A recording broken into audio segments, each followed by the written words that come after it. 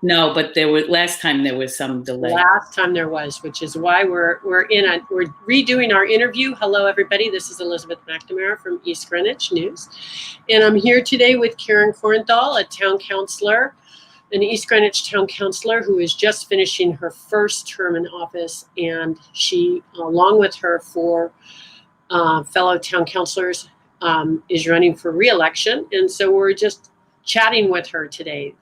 Thank you for doing this again. For most of you probably won't realize, but I had an interview with her last week and we ran into some technical difficulties. So she was gracious enough to come back on and talk with us again. Sure. So, hi. So I think one of the first things I wanted to know was, where we talked about last time, was your feelings about your first term in office and what you learned. How different was it from what you might have thought it would be? How did you like it? Well, I loved it. Otherwise, I obviously wouldn't be running again. As you probably know, I attended a lot of meetings, starting in January of after the election. And that's when I decided to run because of the previous council. And I had really no intention of running at that time. And it's been really tremendous. And I have to say, obviously I've learned a lot about municipal government. It's been very helpful to have the other councilors there. They've been terrific. Mark has always been very helpful. They're all respectful. I mean, I think it sort of comes across that we're having a good time, and we do. And I think the one of the biggest changes for me, one of the reasons that I was so angry last time was the previous council took away public comments from prior to the council voting. So anybody that comes to our meeting now knows we have public comments pretty much after everything. So anybody can come to the council, can talk to us. We actually often have conversations with people. And I think that's the way town government should be. I mean, we're there. This isn't, Washington. We're there to help people. I get emails about traffic lately. I've gotten a lot of emails about the traffic issues. So we brought that up, and the police are making more patrols. And I got an email today saying that they appreciated the police being more present on Middle Road. So I think that kind of, local issues, I mean, we can have a conversation. Mm-hmm. I forgot to ask initially, just not everyone may know your background. Yes. How long have you lived in town, and family situation, things like that, your profession? Sure. I've lived here for, I think it's 26 years now. I am a special ed teacher by training. I'm a learning disabilities teacher. I work at the Hamilton School at Wheeler, and I've been there for, I don't know, a very long time. And my husband is a psychiatrist. He runs the outpatient program and the day program at Rhode Island Hospital.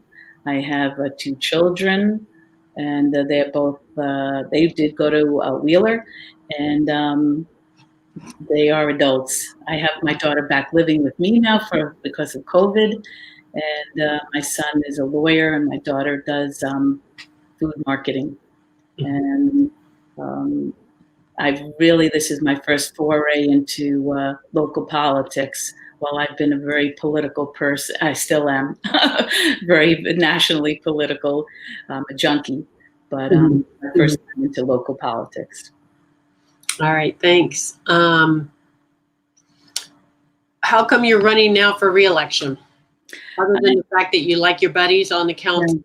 Yeah, I think we have a lot of unfinished business, and a lot of that obviously is due to the pandemic. We've had to, curtail some of the issues that we wanted to tackle. So I don't know if that's going to change, because we have a very uncertain future right now. Mm-hmm. But I hope that we can begin to tackle some of the issues. We talked about doing a parking study, talk about the parking issue, which is something I've brought up many times. talked about doing a waterfront study. We have some money on hold to do a waterfront study. Don't know that we're going to get to that. We have to deal with our finances, and I hope so, but I'm not certain. Mm-hmm. Mm-hmm. Let's see here, kind of pivoting toward the dilemma we find ourselves in now with COVID. How do you feel the governor's done with COVID, with handling this crisis? Yeah, I think she's done a pretty good job. Maintaining, balancing. I mean, it's rough. I get that it's rough balancing business wanting to open, but yet we're in a crisis. We're in a health crisis. I think she could fork over a little bit more money to the cities and towns. Some of that, the CARES Act money, you would. Yeah, I think love to see it come. Yeah. And they're not going to have a budget. They're not going to do a budget this year probably. So that leaves us uncertain. The school's uncertain. Mm-hmm. Uncertainty is not good, and it's not good for businesses either. So I think we need to know. I mean, I can see a little bit of the handwriting on the wall. I think will be. I listened to the experts talk over the weekend, Mark Sandy from Moody's, and talk about the finances. And I didn't hear anywhere anybody say that right now the cities and towns are going to get some money. So that's probably not going to happen until the election is over. And I'm hopeful that there will be a complete change in Washington. Mm-hmm. Mm-hmm. And I think if there is a complete change in Washington, I think there will be a large stimulus bill. I think that will be one of the first things that will get done. And I think there will be some money for cities and towns in that. Speaking of that, or speaking of our town, you guys hired Andy Nada. You had a lot of hiring early on. That you needed to do. You came into office and you immediately fired then town manager Gail Corrigan, the finance director who she had brought in quit right after that. We did not have a fire chief at the time. Am I missing anybody else? So you had some key positions you needed to fill right away. And Andy Nada has been on for just unbelievably 13 months. But how do you feel about the job he's done? I think he's been terrific. Really, he came in. We had Mike D'Amico, who helped us out of a horrific situation in the beginning and helped us sign contracts. And then we hired Andy, who has been, I couldn't have asked for a better town manager. He's respectful. He's respectful to the workers. He's respectful certainly to us. He deals with issues. When I send him an email about a constituent problem, he deals with it. I really couldn't have asked for anything better. And I think hiring Trish Sunderland, who's our finance director, who is also equally wonderful, that we really have A+ people running our town, and our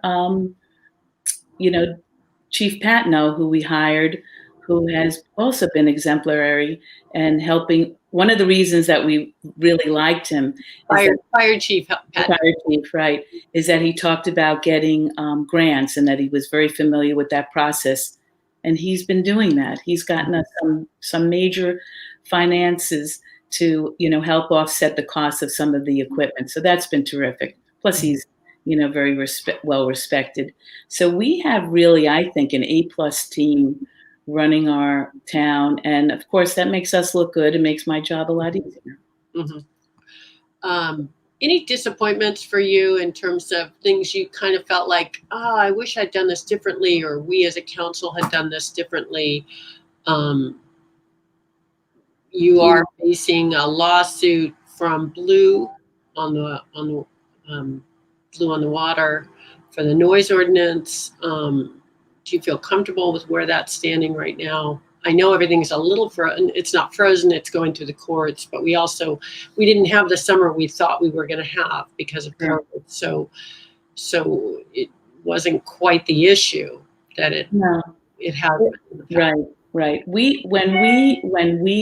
I did not even know that the noise was a huge problem until we actually had one of our debates at the Jewish Center. When after that, several residents came up to me and discussed it with me. And so we realized that is a big issue and has been apparently for a number of years. So I think we tackled that absolutely in the right way. We had numerous meetings about it. We allowed everybody to come and voice their opinion. We had an expert. We allowed the other side to have an expert, but they never brought an expert. So we even gave them an extension. So we did whatever we could.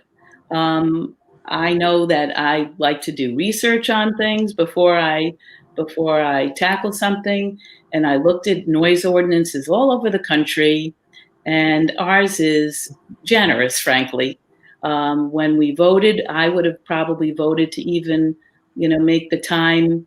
I think we left it at midnight. I would have probably. I think I did initially vote to reduce it to maybe 11, but we compromised. So I think we're more than fair. The other side, I don't know that what mitigation systems they've instituted, and of course we haven't had a season to even to see what it's like, to see if they can survive like that. Obviously, I want the businesses to survive. But I think it's to say it's not working is frankly premature. Okay. One of the issues that's coming up is, over the last few years, we've had a lot of larger housing developments proposed under the state's plan for our comprehensive permit program, where if a developer agrees to build 25% of his or her units as affordable, then they get to bypass some of the regulatory hurdles that they normally would have to go through. And that has been used a lot. I guess, in the first few years it wasn't, but we were coming off of the 2008 recession, and we were slow to come out of that. So maybe the town didn't realize what was coming. But now, for the last few years anyway, we've had a lot of large developments. Some of that means we are getting closer to our 10% affordable housing goal. We're at 4.7, I think, and with what's being built right now, it'll get us to 7.7 or something, but that's still below the 10%. And the reason that matters, as you probably know, is that it makes it harder for the town to say no to a project. Yeah. And so in steps this brand new project right across the way from you on Division. It's new. It only came in for a pre-application hearing. So it may yet change, but we're talking about 418 units, right. A real whole neighborhood tucked into the area between Division and Shippey, and right next to West right. Greenwich. Right. Anyway, I mean, it sounds like an interesting project, certainly, but it's big. It's the biggest project we've seen here in East Greenwich in my time here, more than 30 years. So how do we, obviously this is private property, and developers are able to, it'd be lovely if we could keep everything open space, but clearly that's, unless you want to buy that property from the owner, that's not gonna happen. How do we weigh or deal with the competing interests of developers and the fact that people need homes, especially affordable homes, with our town, our ability to educate and serve our community. Right. Well, as you mentioned, this development is proposed right across from where I live. So, needless to say, when I take walks, I hear from my neighbors. Um, in my opinion, it is way too big. 418 units is huge. Um, I went to what the gentleman I was in on the planning. I listened in on the planning board meeting when Mhm. the gentleman was talking about what he proposed, and he mentioned something called new urbanism, and I suggest people like Google that, which I did, and I looked at some of the other properties that are so-called new urbanism, and the idea is just brilliant. You have downtown where people can walk to work and walk to shopping. Mhm. That's great. This development is not new urbanism. Mhm. This development, because nobody's going to. First of all, you're not going to walk on Division. You're Mhm. certainly not going to walk on Shippey, and you're not going to walk around the corner on New London Turnpike to get to BJ's or the shopping over there. So Mhm. you're going to need a car, probably two cars.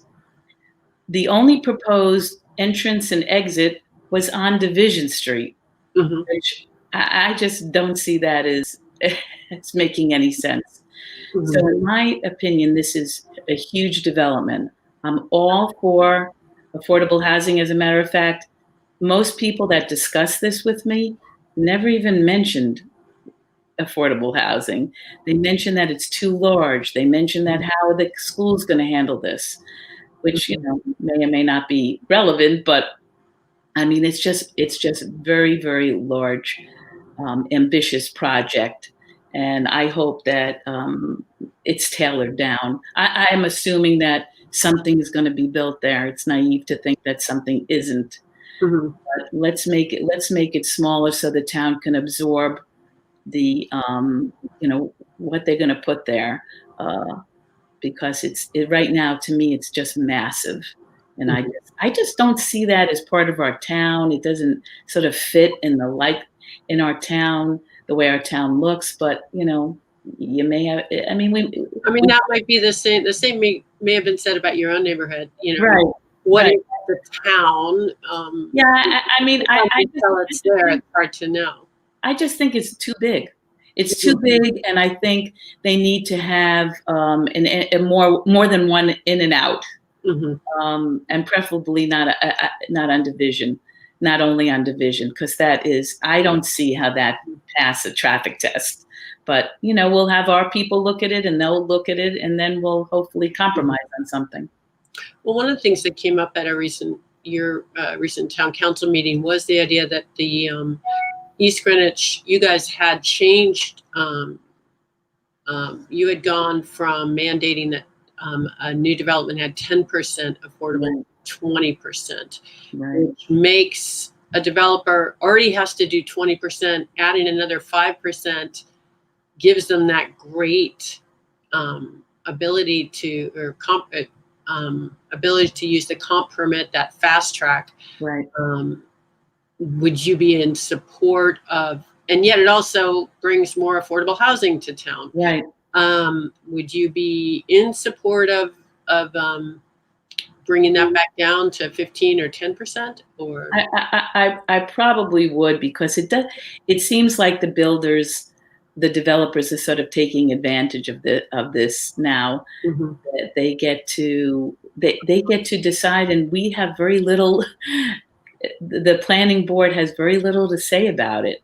So Mhm. I think the development has to be a little bit more in the town's interest. So I know, legally, I guess we'll look at, what our options are, and then we'll sort of make a decision. But I would be in favor of cutting back a little bit. Okay.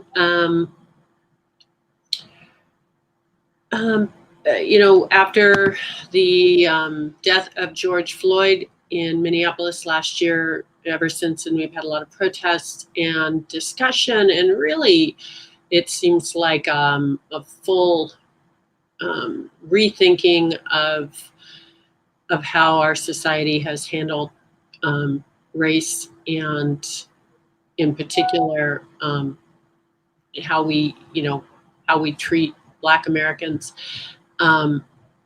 Looking at East Greenwich, it's a, Rhode Island, well, East Greenwich is a pretty white town. We have no police officers of color. We have no firefighters of color. We have no women firefighters either. We don't have we have one woman police officer, I believe. So, and in, other departments as well, where you could say that it mirrors the town, and maybe that's the appropriate thing. How do we become a more welcoming town, maybe both to residents and to residents of color and to employees of color? Yeah, that's a very good question, because we are a very white town.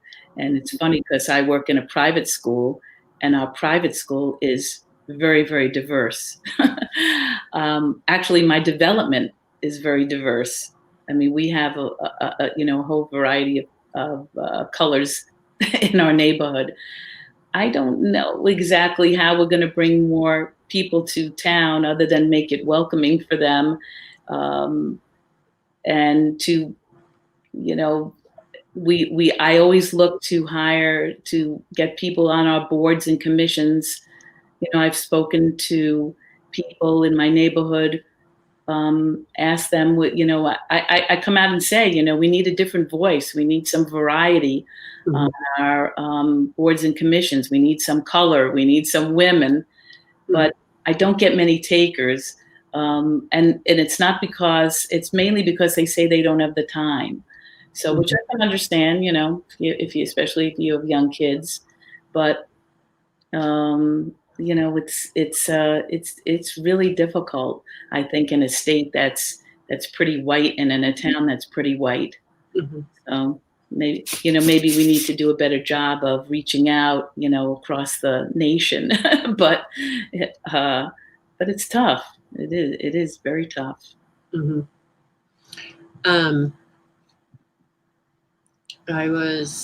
Let's see here. Wanted to talk to you about, traditionally there is the 4% tax cap. In other words, the town of East Greenwich cannot raise its taxes more than 4% higher than last year's tax rate. I guess if there were a special circumstance, you can go to the state and appeal to them to be able to raise it a little higher. But traditionally, East Greenwich has tried to, town councils of the last many years tried to keep that tax rate below 2%, as you have done the last 2 years.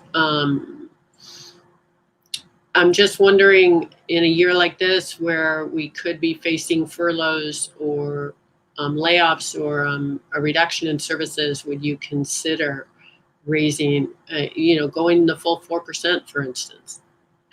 Well, we have, as you know, we have a lot of uncertainty. We don't know our finances. The school's going to have bills, the businesses, the town. So there's two ways that right now our finances are pretty good in the town. Our collections are pretty good. So we're looking pretty good. What's going to happen? I'm not exactly sure. I am confident that we will get a stimulus eventually. But there's sort of two ways to handle it. If we do have a shortfall, take out money from savings or a supplemental tax bill. I mean, if we have to do a supplemental tax bill, I guess that's probably the way to go, but I'm hoping that we won't have that. That would be for this fiscal year, to get us through the fiscal year 21. 21, right. Yeah, I would be loath to say that I would be for raising taxes 4%. So before I would even say something like that, I would, everything would have to be on the table, and 70% of our budget goes to the schools. So everything would have to be on the table. But if they're going to come to us and say, we need X, Y, and Z, otherwise the kids aren't going to be in school, then as a town, we have to decide, do we want the kids to be in school? And if we do, then we're going to have to, somebody's going to have to pay for it. So I hope it won't come to that, but, because our finances look good. And I do believe eventually the state will have a budget and we will get stimulus money. So I hope we won't have to do that. Do you feel there's much to trim? A lot of people often on the outside say, oh, there's a lot of, you could cut. There's stuff you can cut. Our town has, there's much to cut. No, our town, if you've looked at our budget, it is very, very lean, very lean. And so there really isn't that much to cut. And, if people say to me sometimes, why can't we do, X? And I go, with what money? We're right now, we have to see, we want the lights on, we want the garbage picked up, we want the police and fire to be paid. So with what? So for right now, our budget is super lean, and it'll probably be like that for at least another year, maybe 2, maybe 3, till we get out of this mess. There would be, certainly the previous council said our problems lay in high cost of union contracts. Do you feel that that our, firefighters, police, municipal workers are overpaid? No, they're not overpaid. We did, as you probably know, Mike D'Amico negotiated the contracts. They were fairly town favorable. They don't get much of an increase in their salaries. And I'm going to guess that they're not going to expect much more come the next time around due to this financial situation we're in.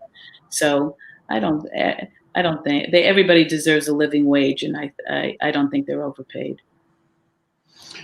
Tell me, what are you most proud of from these last 2 years? I think I'm most proud of the fact that we've taken the hatred out of local politics, that we've taken the tone down, that, as you probably know, nobody comes to our meetings anymore. They're very quiet. we have just a few regulars. I come. You come, and Martin Dalrymple come. Just a few people.